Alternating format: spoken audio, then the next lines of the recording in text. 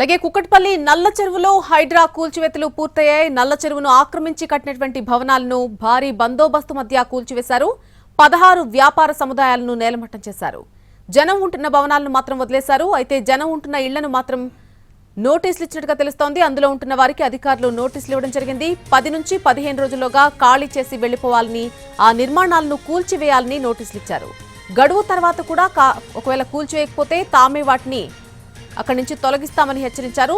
నల్ల చెరువు విస్తీర్ణం 27 ఎకరాలుంది. ఇందులో బఫర్ జోన్, FTL కలిపి 7 ఎకరాలు ఆక్రమణకు గురైంది. బఫర్ జోన్లోని 4 ఎకరాల్లో 50కి పైగా పక్కా భవనాలు, అపార్ట్మెంట్లు నిర్మించారు.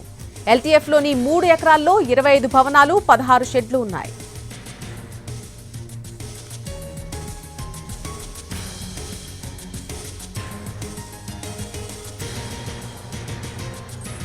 కుక్కట్పల్లి నల్ల చెరువులో హైడ్రా కూల్చివేతలు పూర్తయ్యాయి. నల్ల చెరువును ఆక్రమించి కట్టిన భవనాలను భారీ బందోబస్తు మధ్య కూల్చివేశారు అధికారులు. 16 వ్యాపార సముదాయాలను ఇప్పటి వరకు నేలమట్టం చేశారు. అయితే జనం ఉంటున్న భవనాలను మాత్రం వదిలేశారు.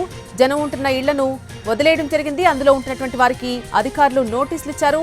10 నుంచి 15 రోజుల్లోగా ఖాళీ చేసి వెళ్లిపోవాలని, ఆ నిర్మాణాలను వెంటనే ఖాళీ చేయాలని నోటీసులు ఇచ్చారు. గడువు తర్వాత కూడా ఖాళీ చేయకపోతే తామే వాటిని వెంటనే అక్కడి నుంచి తొలగిస్తామని హెచ్చరికలు జారీ చేశారు.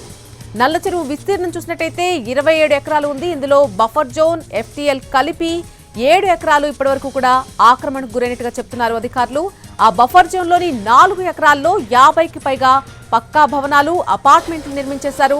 LTFలోని 3 ఎకరాల్లో 25 భవనాలు, 16 షెడ్లు కూడా ఉన్నాయి. తెల్లవారుజాము నుంచే కూల్చివేతలు స్టార్ట్ చేసింది.